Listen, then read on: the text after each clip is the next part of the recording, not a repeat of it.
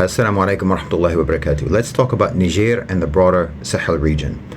There are reports that the Wagner Group has offered and has in fact already deployed some of their troops to the capital in Niger, ostensibly to stabilize the government, to provide security for the new government.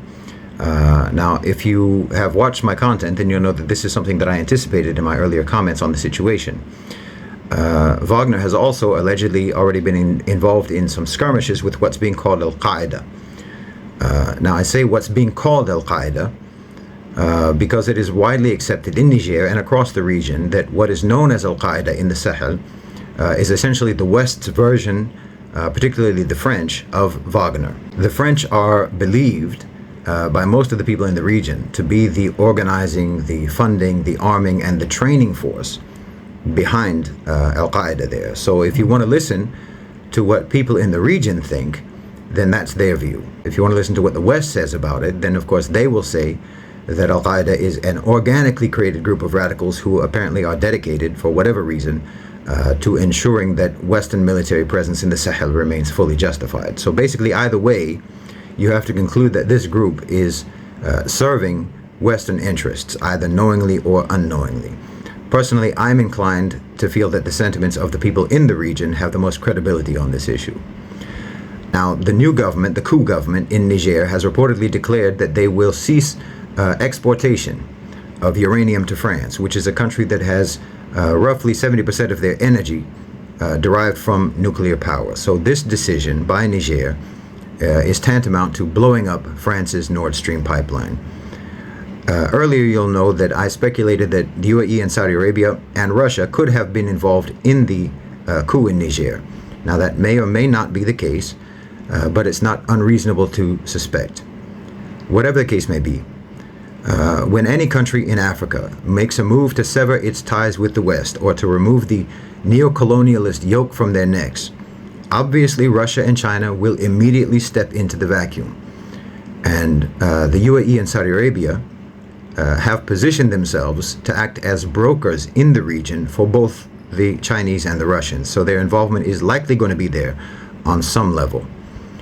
But the thing is, the UAE and Saudi Arabia want to get a foothold in these countries through collaboration with Russia and China to help pry them away from the West, but with an eye on securing their own eventual dominion over those countries as they form their sort of soft empire. Obviously, this is a tremendously tricky business because both Russia and China, of course, want to secure these countries under their own dominion.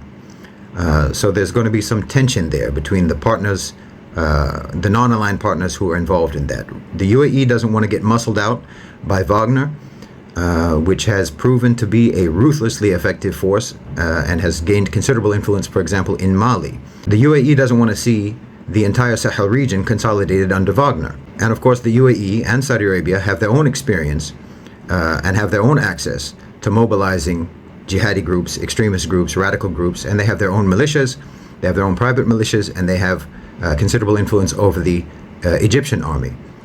In fact, officials from Wagner met with Egyptian officials just last week, I think, and were warned by the Egyptians not to interfere with Egyptian interests in the Sahel region, which means Saudi Arabian and UAE interests in the Sahel region.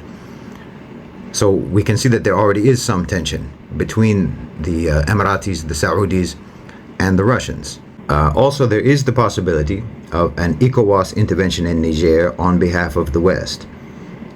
In other words, we're talking about the West trying to deploy the militaries of their former colonies to put down a rebellion in one of their former colonies, which sort of makes you wonder whether you can even call them former colonies or not.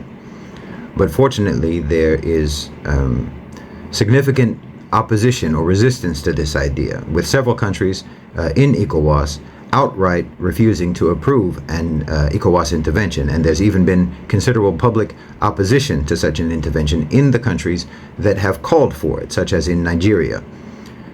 Any African government that actually undertakes a military intervention in Niger, in my opinion, will be committing political suicide because it would just expose them as Western puppets.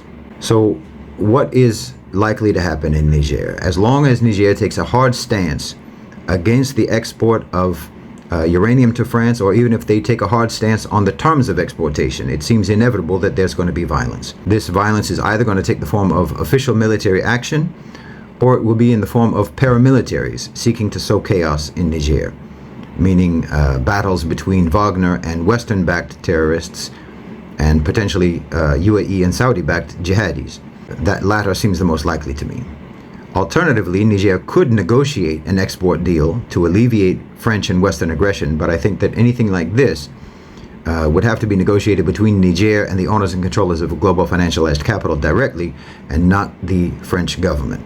I think that the UAE and the Saudis could potentially be instrumental in achieving something like this, but I don't know if that's going to be pursued. I would just like to say something about independence. I think that we have to understand that the path to independence is a very long one, and any country, whether it's in Africa or anywhere else, is only going to be able to achieve that through gradual stages, by moving from one dominant power to another, because this is about strength building and it can't happen all at once.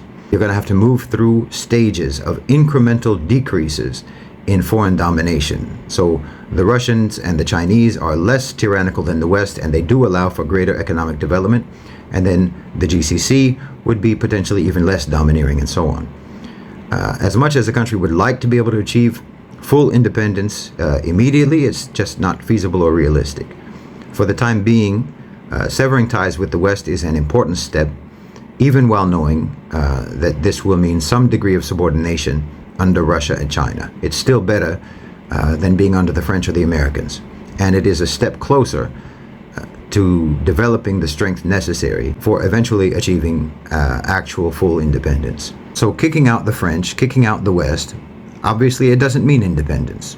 It means that now you're going to be under or subordinate to the Russians and the Chinese, and to one degree or another to the Emiratis and the Saudis. But as I said, that's better. It's a step forward. It's not, you didn't complete the race, but you got farther down the track. Jazakumullahu khairan wa assalamu alaikum.